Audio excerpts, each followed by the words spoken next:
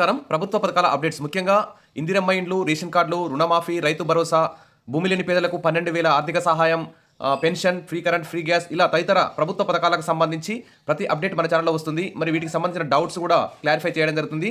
ఇక వివరాలకు వెళ్తే నవంబర్ నెలలో ఎంతో ప్రతిష్టాత్మకంగా తెలంగాణ ప్రభుత్వం చేపట్టిన కుటుంబ సమగ్ర సర్వే కులగణనకు సంబంధించి రిపోర్ట్ ఎప్పుడు వస్తుంది, ప్రభుత్వం ఎప్పుడు బయట పెడుతుంది, మరి ఆ సర్వేలో ఏమేమి విషయాలు సేకరించారు, మరి ఎలాంటి ఫలితాలు వస్తున్నాయి అనే అంశాల మీద అందరూ కూడా ఉత్కంఠగా ఎదురుచూస్తున్నారు. మరి ఆ కుటుంబ సమగ్ర సర్వే ప్రకారం మరి ఏమైనా సంక్షేమ పథకాల్లో కోతలు విధించే అవకాశం ఉందా, రుణమాఫీలో ఏమైనా వర్తించకుండా, రైతు భరోసా వర్తించకుండా పోయే అవకాశం ఉందా, రేషన్ కార్డులు కట్ చేస్తారా, ఇందిరమ్మ ఇండ్లు రాకుండా చేస్తారా, మరి భూమి లేని పేదలని ఈ సర్వే ప్రకారమే గుర్తిస్తారా లేదా అనే అంశాల మీద అందరూ కూడా చాలా ఆందోళనలో ఉన్నారు. మరి జనవరిలో అయితే కుటుంబ సమగ్ర సర్వేకి సంబంధించి రిపోర్ట్ అయితే ప్రభుత్వం బయట పెడుతుంది. వచ్చే నెలలోనే కులగణన సర్వే రిపోర్ట్ బయటకు అంటే ఇక్కడ న్యూస్ అయితే హైలైట్ కావడం జరిగింది. ఇక ఎస్సీ వర్గీకరణ కమిషన్ రిపోర్ట్ కూడా, స్థానిక సంస్థల ఎన్నికలు, బీసీ రిజర్వేషన్ల ప్రకటన, రైతు భరోసా, కొత్త రేషన్ కార్డులు, ఇందిరమ్మ ఇండ్లు, జాబ్ నోటిఫికేషన్లు కూడా అన్ని కూడా జనవరిలో వస్తాయి. మరి కొత్త ఏడాది మొదటి నెలలో రాష్ట్ర ప్రభుత్వం కీలకంగా ప్రకటనలు చేయనున్నది. ముఖ్యమైన సున్నితమైన అంశాలకు సంబంధించి ఎలాంటి నిర్ణయాలు ప్రకటిస్తుందనే దానిపై సర్వత్రా ఆసక్తి నెలకొన్నది. ప్రధానంగా జనవరిలో కులగణన సర్వే రిపోర్ట్ను ప్రభుత్వం రిలీజ్ చేయనున్నది. దాంతోపాటు సర్పంచ్ ఎన్నికల్లో, ఎంపీటీసీ ఎన్నికల్లో బీసీ రిజర్వేషన్లపై నిర్ణయం కూడా తీసుకోనున్నది.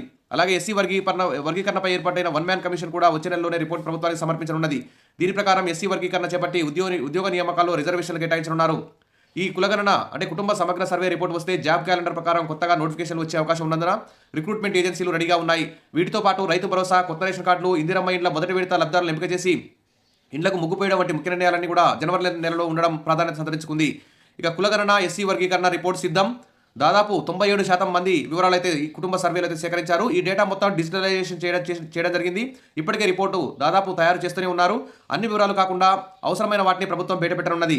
ఇక బీసీ డెడికేటెడ్ కమిషన్ కూడా ఎంతవరకు సమాచారం అవసరం పడుతుందో అంతే సమాచారం ఇవ్వనున్నారు. ఆ తర్వాతే స్థానిక సంస్థల్లో రిజర్వేషన్ ఖరారుపై స్పష్టత రానున్నది. ఇదిలా ఉంటే ఎస్సీ వర్గీకరణపై సుప్రీంకోర్టు తీర్పు తగ్గట్టుగా రాష్ట్ర ప్రభుత్వం వన్ మ్యాన్ కమిషన్ ఏర్పాటు చేసింది. ఈ కమిషన్ కూడా జనవరిలోనే రిపోర్ట్ ఇవ్వనుంది. ఈ రిపోర్ట్ వచ్చిన తర్వాతే కొత్త నోటిఫికేషన్ ఇవ్వాలని ప్రభుత్వం నిర్ణయించింది. దీంతో ఎస్సీ వర్గీకరణపై రిపోర్ట్ వచ్చాక కొత్త రోస్టర్తో జాబ్ క్యాలెండర్ ప్రకారం నోటిఫికేషన్ ఇచ్చేందుకు రిక్రూట్మెంట్ ఏజెన్సీలు ఏర్పాటు చేస్తున్నాయి. ప్రక్రియ పూర్తయితే ఫిబ్రవరి నెల మొదటి వారంలో ఇచ్చే ఛాన్స్ ఉంటుందని అంటున్నారు.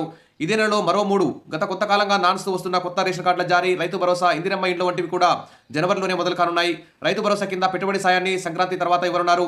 మరి ఇందిరమ్మ ఇండ్లకు సంబంధించి ప్రజాపాలన దరఖాస్తుల వడపోత నడుస్తుంది. అందులో నుంచి అర్హుల్లో మొదటి విడత లబ్ధారుల లిస్టును రిలీజ్ చేయనున్నారు. సంక్రాంతి తర్వాత వచ్చే మంచి రోజుల్లో ఇందిరమ్మ ఇండ్లకు ముగ్గుపోయాలని ప్రభుత్వం డిసైడ్ అయింది. వీటితో పాటు కొత్త రేషన్ కార్డుల జారీ ప్రక్రియ కూడా మొదలు పెడతారు. వీటన్నిటికి సంబంధించి త్వరలో జరిగే అంటే జనవరి 3వ తేదీన జరిగే కేబినెట్ సమావేశంలో నిర్ణయాలు తీసుకున్నట్లు తెలుస్తుంది. సరే ఏది ఏమైనా మరి కుటుంబ సర్వే ఆధారంగా భూమి లేని పేదలకి 12,000 అంటున్నారు.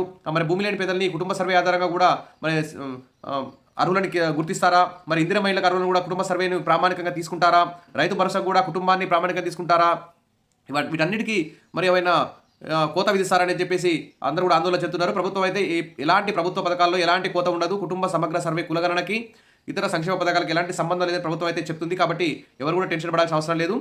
కాబట్టి అప్డేట్స్ కోసం మన ఛానల్ని ఫాలో అవుతుండండి, వీడియోస్ అయితే లైక్ చేస్తుండండి, సబ్స్క్రైబ్ చేసుకోండి. Thank you.